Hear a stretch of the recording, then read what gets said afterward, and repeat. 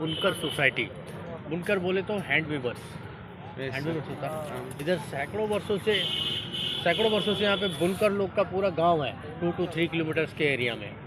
उन्हीं को प्रमोट करने के लिए गवर्नमेंट ने महाबोधि से कंसल्ट करके ग्रामीण बुनकर सोसाइटी बनाया। We are the member of that organization. तो in Buddhism there are 4 sacred places, holy places. First one is Lumbini, the birthplace of Lord Buddha, which is situated in Nepal. Second one Bodh Gaya, Bihar में, Bihar. Under the Ravi Chatti, Lord Buddha got the enlightenment. Okay. Third one is Sarnath. After getting the enlightenment, Lord Buddha came here and he has given first sermon to his 5 followers here. And fourth one is Kushinagar, जहाँ पे बुद्ध का महापरिनिर्वाण की प्राप्ति हुई, उनका मृत्यु हुआ। Okay, ये यहाँ से 225 किलोमीटर डिस्टेंस पे नियर गोरखपुर जी। ओके, वो भी बिहार है। हाँ नो, यूपी बिहार। योगी आदित्यनाथ वहीं का रहने वाला, वहीं से इलेक्टेड हुआ वो। आज he is the chief minister of Uttar Pradesh. Okay, सामने टेंपल देख रहे हैं, the main temple of Sarnath. It is known as Mulagandhakuti Vihar. Mulagandhakuti. It was founded in 1931 by Anagari Dharamapala, who was the Bodh Bhikkhu, the Buddhist monk from Sri Lanka. So this temple is also known as Sri Lankan temple. Okay. There are inside this temple you will see the 8 feet height golden color Buddha statue. इसके अंदर 8 feet height का बुद्धा का statue है, gold polish है। और इसके साथ चारों तरफ वॉल पेंटिंग्स, चारों तरफ दीवारों पे वॉल पेंटिंग्स की गई है, जो बुद्ध का लाइफ से जुड़ा हुआ है।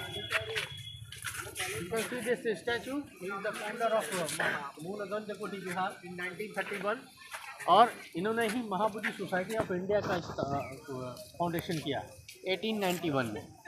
ये काफ़ी बड़ी संस्था है, ऑल ओवर इंडिया में जितने बुद्धिस्ट प्लेसेस हैं सब इसके अंडर में आते हैं। तो सबसे पहले हम लोग उस स्थान पे चलते हैं जहाँ बुद्ध ने अपना पहला उपदेश दिया।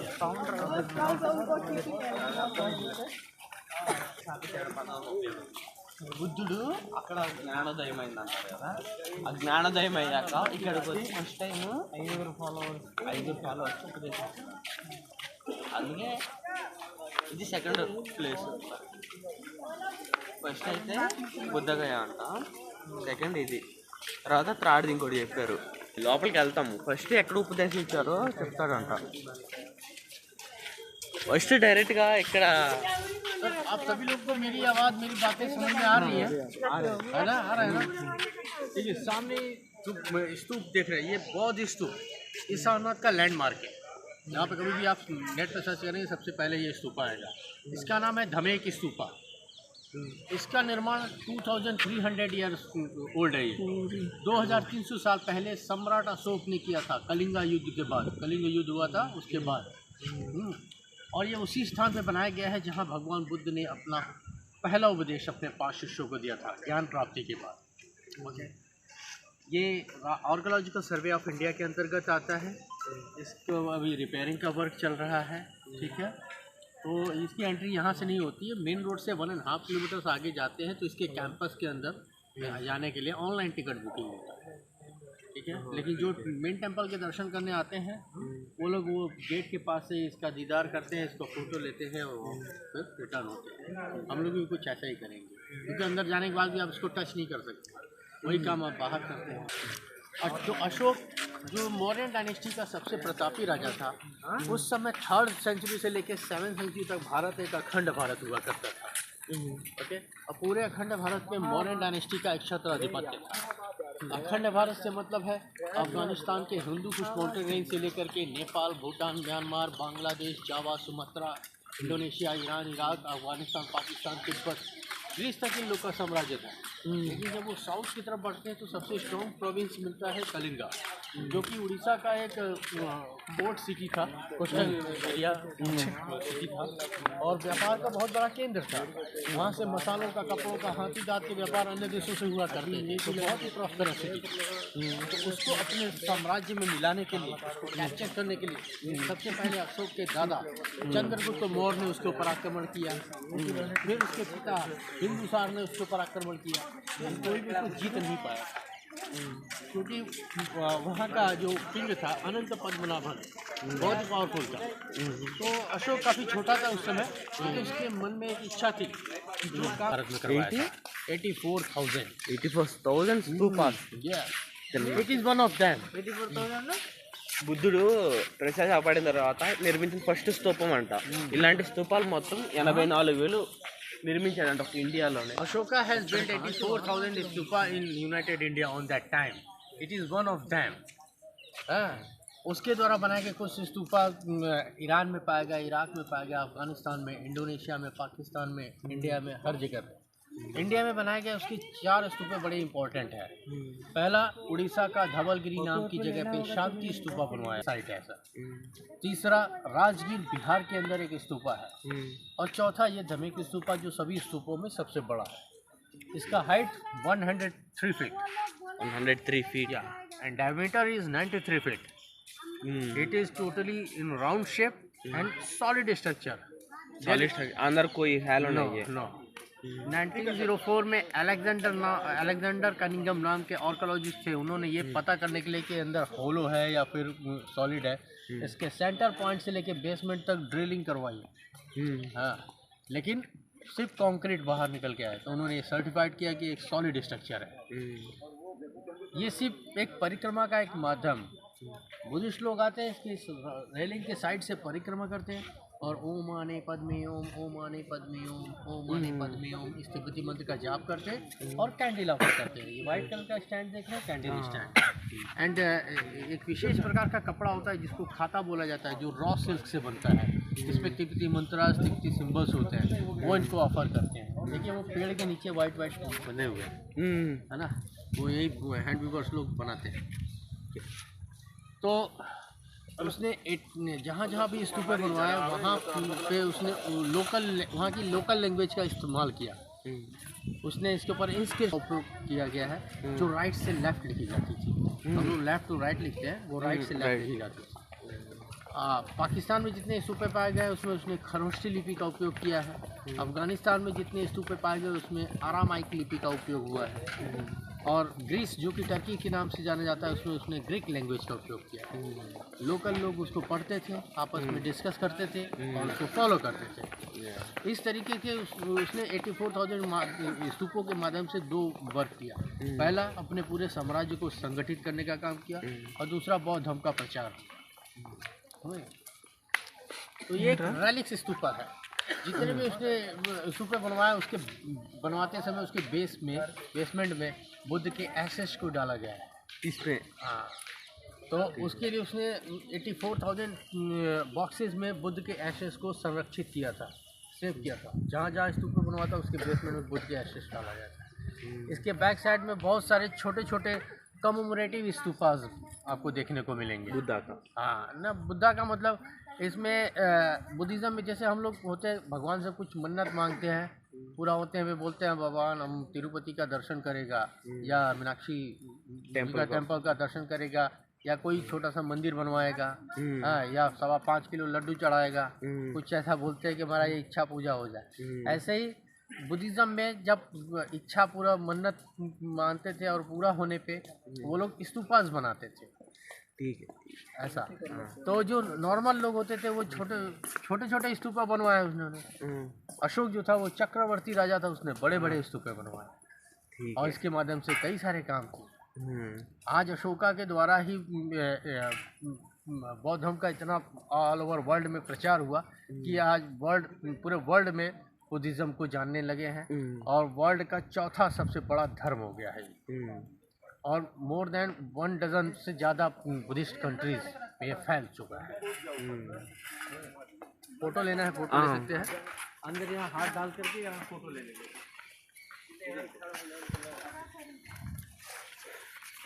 ఫోటో దాంట్లో పెట్టండి తీరా వీడియో చేస్తా మొత్తం है तो పాస్ చేసి ఫోటో దిగి अमरूद खाना सर, अमरूद को क्या बोलते हैं आपको? జాంకాయ घटना के 200 इयर्स बाद जब किंग अशोका का काल आया, उन्होंने इसी स्थान पर उस स्तूपा का निर्माण कर दिया इस प्लेस को मेमोराइज करने के लिए और अपना श्रद्धा व्यक्त करने के लिए। That is the real place. Okay, Dhamma जो धमे की स्तूपा, जो धमे की वर्ड निकला वो बुद्ध पाली भाषा का एक वर्ड है धम्मा। धम्म का मतलब धर्म, रिलीजन। ओके, इसीलिए इस प्लेस का इस स्तूपा का नाम पड़ा धमे की स्तूपा। ठीक है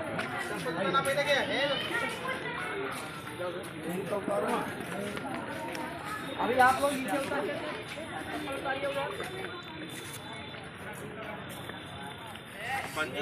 వీడియోనే కదా సో నా దాంట్లో వీడియో బాగానే వచ్చింది వీడియో నీ దాంట్లో ఆపేసి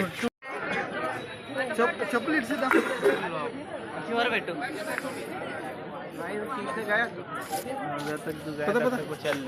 పిల్లలు ఉన్నారు మళ్ళీ లేట్ అయిపోయింది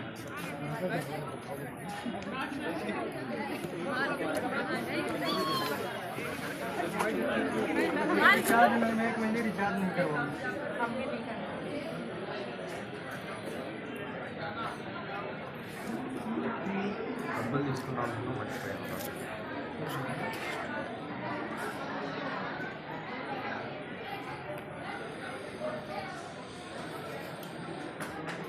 फोटो लेगा 20 रुपीज बॉक्स में डाल दीजिएगा, फोटो लीजिएगा। చేంజ్ ఉన్నాయా కానీ మరి వాళ్ళు ఇవి నడపాలంటే ఎంతమంది మనీ కావాలి కదా మనల్ని ఏమైనా డిమాండ్ చేస్తున్నారా టికెట్స్ కానీ అలాగా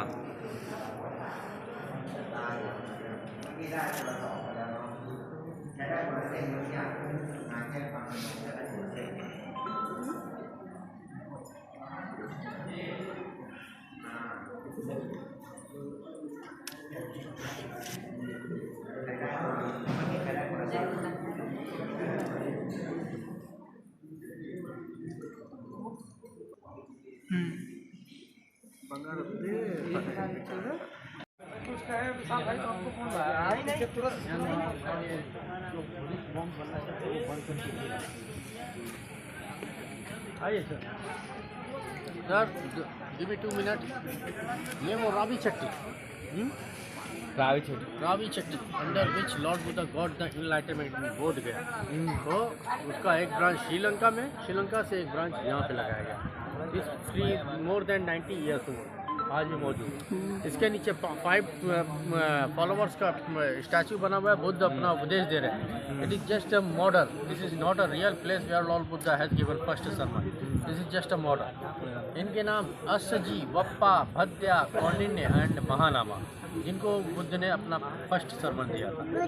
सामने जो रोटेट हो रहा है इसको धम्मा चक्र बोलते हैं। इस पर पाली भाषा में तिब्बती मंत्र होना, बुद्धम शरणम गच्छामि, धम्मम शरणम गच्छामि, संघम शरणम गच्छामि। बुद्धिस्ट लोग आते हैं, इसको रोटेट करते हैं, बौद्ध भी इसका पूरा परिक्रमा करते हैं, इससे मन को शांति मिलता है, उनका जाप कंप्लीट होता है। सामने जो बड़ा घंटा देख रहे हैं, इधर आइए। घंटा ये अष्ट मेड ऑफ अष्ट धातु 8 मेटल आइटम से बना हुआ 2010 kg का घेजा, 2010 kg या वेट। ये जर्मनी से आया बाय शिप, जर्मनी से आया। किसी बौद्ध भिक्षु ने इसको डोनेट किया महाबोधि सोसाइटी को। दिन में 2 बार बजता, मॉर्निंग को 4 o'clock जब ये टेंपल खुलता, इवनिंग को 6:30 जब ये क्लोज होता।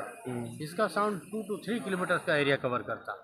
Sound 2 to 3 kilometre. तो इस एक अलार्म का काम करता है। इधर वो हैंड वीवर्स होता है ना, इसका आवाज़ सुन करके अर्ली मॉर्निंग 4 o'clock उठ जाते और उठ करके रेडी होकर के वो हैंड वीपिंग स्टार्ट कर देते। शाम को 6:30 पे जैसे इसका आवाज़ सुनता वो लोग अपना काम बंद करते हैं। हम लोग भी ऐसे ही आवाज़ सुन करके उठ जाते हैं। यही एक राउंड मारेंगे, फोटो लेंगे, ठीक है। ఐదు రకాల నాకు ఒక వీడియో అది అన్ని నడుచుకుంటూ వస్తాయి నడతాం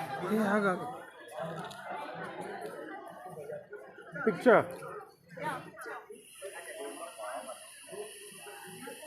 बापी कहीं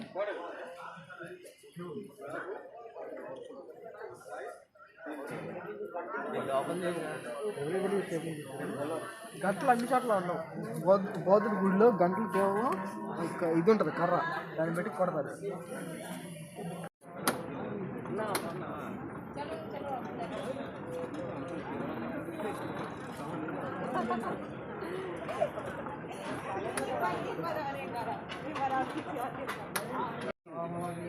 కొరియన్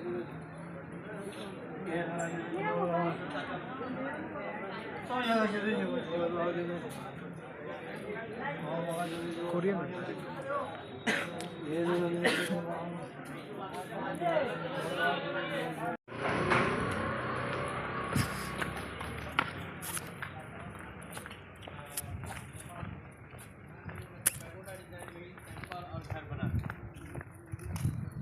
जापान में वर्ल्ड का सबसे ज़्यादा फ्लड आता है। Thank you.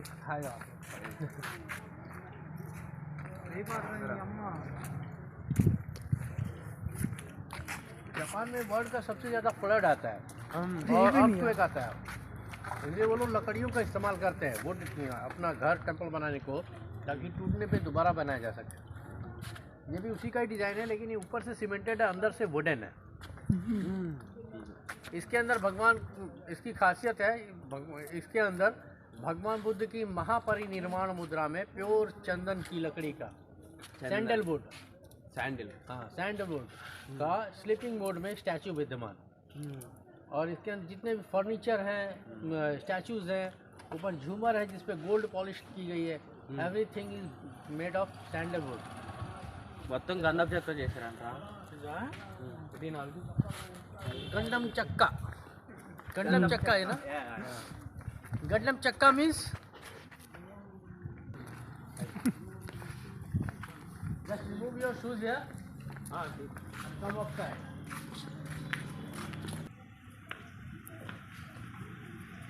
सामने मेक टाइम स्टैचू ये स्लीपिंग मोड में इस जो बुद्ध का इस वो बीमार हो गया, कुशीनगर में उनका डेथ हो गया था। पहले ये ऐसा बीमार हुआ, फिर धीरे धीरे उन्होंने अपना देह त्याग दिया। He was died in the same portion in Kushinagar. Okay, तो इसको इस घटना को बुद्धिज्म में महापरिनिर्वाण बोलते हैं। निर्वाण प्राप्ति हुआ, मोक्ष प्राप्ति हुआ, ऐसा। చనిపోయేటప్పుడు ఇంత కొనుక్కొని చనిపోయారంట ఆయన. దానికి గుర్తుగా ఆయనది ఇలాగే పెట్టి కట్టారంట. కుషినగర్లో చెందడానికి. इसके बैक साइड में जितना आपको फर्नीचर दिख रहा, पीछे 5 स्टैचूज है, बुद्ध बीच में बुद्ध, आजू बाजू उसके फॉलोअर्स, ऊपर झूमर है जिस पर गोल्ड पॉलिश किया गया। एवरीथिंग इज मेड ऑफ गंडम चक्र। आजू बाजू 2 ड्रम, మొత్తం చందపు చెక్క.